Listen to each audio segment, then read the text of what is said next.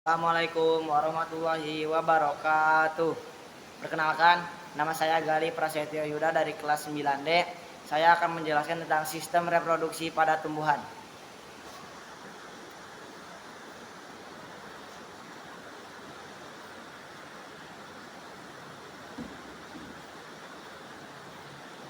Perkembangan tumbuh spermatopita, tumbuhan berbiji.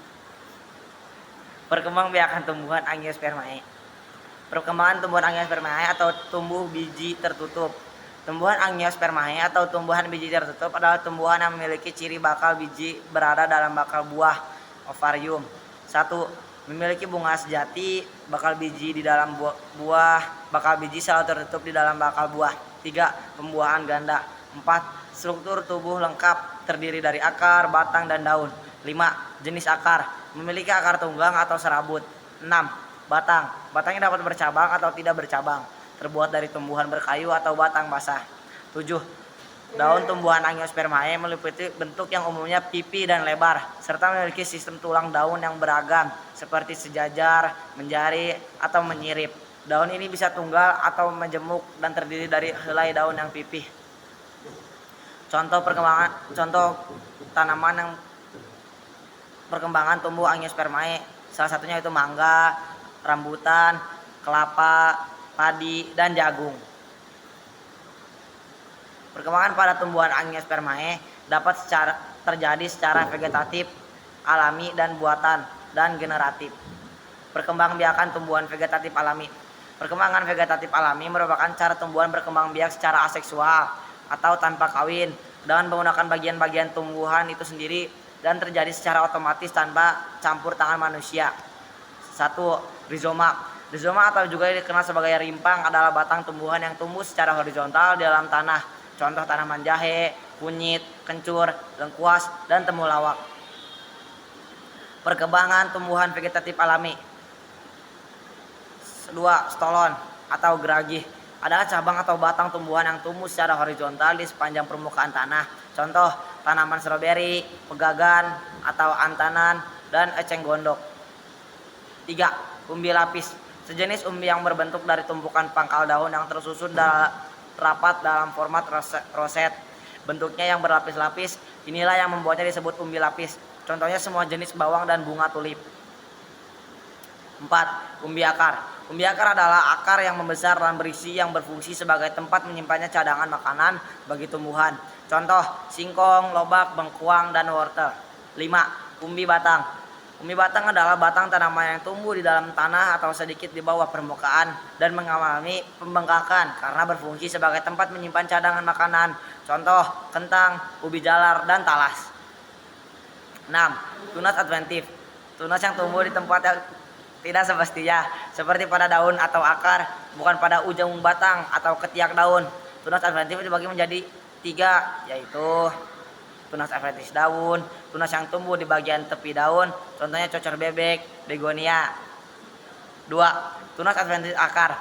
Tunas yang tumbuh dari bagian akar tanaman, contoh nangka, cemara, dan sukun. Ketiga, tunas adventif atau tunas batang. Tunas yang tumbuh di bagian batang, contoh bambu dan pisang. A. Perkembangan vegetatif buatan merupakan cara perkembangbiakan tumbuhan secara tidak kawin yang dilakukan dengan bantuan atau campur tangan manusia. Seperti 1. Cangkok. Salah satu metode perkembangbiakan vegetatif buatan pada tumbuhan dengan cara melukai atau mengupas kulit, dahan, atau cabang. Bagian yang dikupas kemudian ditutup dengan media tanam yang lembab seperti tanah atau lumut agar dapat menumbuhkan akar pada bagian tersebut. 2. Merunduk. Metode perkembangan biakan vegetatif buatan ini di mana cabang atau batang tanaman dibengkokkan ke bawah hingga menyentuh tanah dari kebagian ditimbun. Tujuannya agar bagian batang yang tertimbun itu menumbuhkan akar baru. 3. Stek. Stek metode perkembangan biakan vegetatif buatan dengan memotong bagian-bagian dari tumbuhan seperti batang daun atau akar, lalu menanam potongan tersebut agar tumbuh menjadi individu baru. 4. Menyambung atau mengenten. Metode perkembangbiakan vegetatif buatan dengan cara menggabungkan bagian batang bawah dari satu tumbuhan dengan cabang atas atau pucuk dari tumbuhan lain yang sejenis. 5. Menempel atau okulasi. Metode perkembangbiakan vegetatif buatan dengan cara menempel sepotong kulit pohon yang memiliki mata tunas dari suatu tanaman pada irisan kulit pohon dari tanaman lain yang sejenis. Perkembangbiakan tumbuhan secara generatif. Perkembangbiakan generatif pada tumbuhan Angiospermae, proses perkembangbiakan secara seksual atau kawin yang diawali dengan penyerbukan dan diakhiri dengan pembentukan biji sebagai hasil pembuahan. Proses ini hanya dapat perkembangbiakan generatif dapat terjadi melalui yaitu 1. Penyerbukan, 2. Fertilisasi, dan 3. Penyebaran biji. Penyerbukan atau polinasi adalah proses jatuhnya atau perpindahannya serbuk sari ke kepala putik pada bunga. Proses ini merupakan bagian penting dari reproduksi tumbuhan berbiji yang mengarah pada pembuahan dan pembentukan biji. Penyerbukan dapat terjadi melalui beberapa perantara, diantaranya yaitu A. Anemogami, penyerbukan dibantu oleh angin. B. Entomogami, penyerbukan dibantu oleh serangga. Dan C. Ornitogami, penyerbukan dibantu oleh burung. Lalu penyerbukan polinasi penyerbukan dibantu oleh kelelawar yaitu Chiropterogami, Entropogami, penyerbukan dibantu oleh manusia. Pada proses penyerbukan, serbuk sari dapat berasal dari bunga itu sendiri maupun dari bunga lain yang masih dalam satu spesies. Berdasarkan asal serbuk sarinya, penyerbukan dapat dibedakan menjadi beberapa macam, yaitu 1. Penyerbukan sendiri atau autogami, yaitu jika serbuk sari yang menempel pada putik berasal dari bunga itu sendiri. 2. Penyerbukan tetangga atau geitonogami, yaitu jika serbuk sari yang menempel pada putik berasal dari bunga lain pada tumbuhan itu juga. 3. Penyerbukan silang, alogami atau xenogami, yaitu jika serbuk sari menempel pada kepala putik berasal dari bunga tumbuhan lain dan tumbuhan asal polen masih tergolong jenis yang sama. 3. Penyerbukan bastar atau hibridogami, yaitu jika serbuk sari menempel pada kepala putik berasal dari bunga pada tumbuhan lain yang berbeda jenis atau setidaknya memiliki satu sifat beda. 2. Pembuahan atau fertilisasi. Tahukah kamu apa yang terjadi pada serbuk sari setelah proses penyerbukan? Serbuk sari memiliki inti vegetatif dan anti generatif. Setelah serbuk sari melekat pada kepala putik atau stigma yang sesuai berasal dari tumbuhan yang sejenis, serbuk sari akan menyerap air dan berkecambah membentuk bulu serbuk sari. Bulu serbuk sari tumbuh dan bergerak menuju bakal buah melalui tangkai putik. Inti sel generatif di dalam bulu menjadi 2 inti sel sperma, yaitu vegetatif di dalam serbuk sari berperan menjadi penuntun gerak tumbuh bulu serbuk sari ke bakal biji. 1 sel sperma membuahi inti sel telur atau ovum membentuk zigot atau calon individu baru, dan 1 inti sel sperma yang lain membuahi inti kandung lembaga sekunder membentuk endosperma atau cadangan makanan. Pada proses ini terjadi 2 kali pembuahan sehingga disebut dengan pembuahan ganda. 2. Pembuahan fertilisasi. Jadi seperti inilah contoh pembuahan atau fertilisasi pada bunga.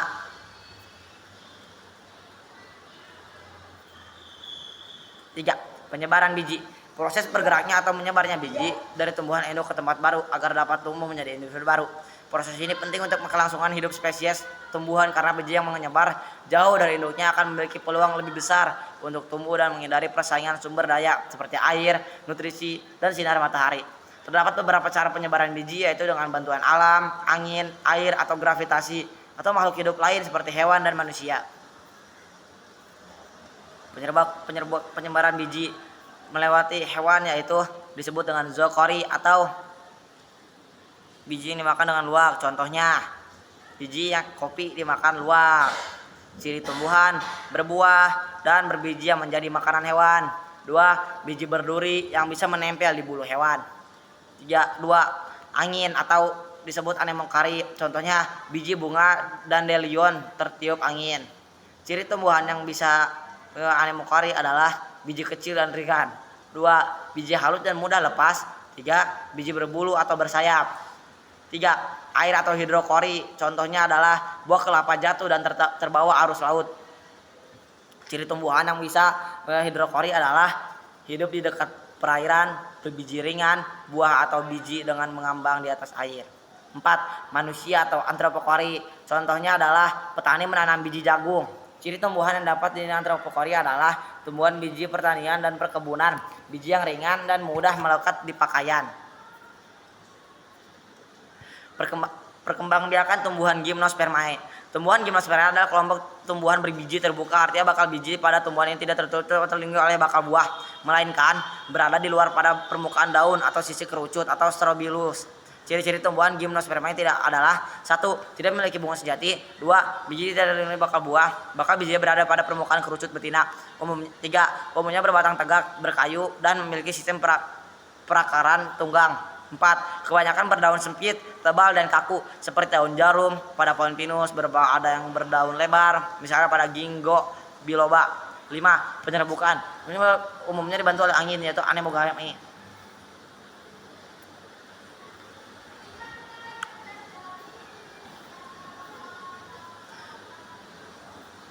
Tumbuhan gimnospermae tidak memiliki bunga seperti halnya tumbuhan angiospermae.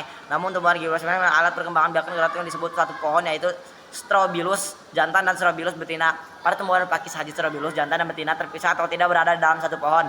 Tumbuhan gimnospermae yang dapat berkembang biak secara vegetatif misalnya tumbuhan pakis haji dan pinus. Tumbuhan pinus dapat berkembang biak dengan menggunakan tunas akar. Tumbuhan pakis haji dapat berkembang biak dengan menggunakan tunas yang disebut bulbil.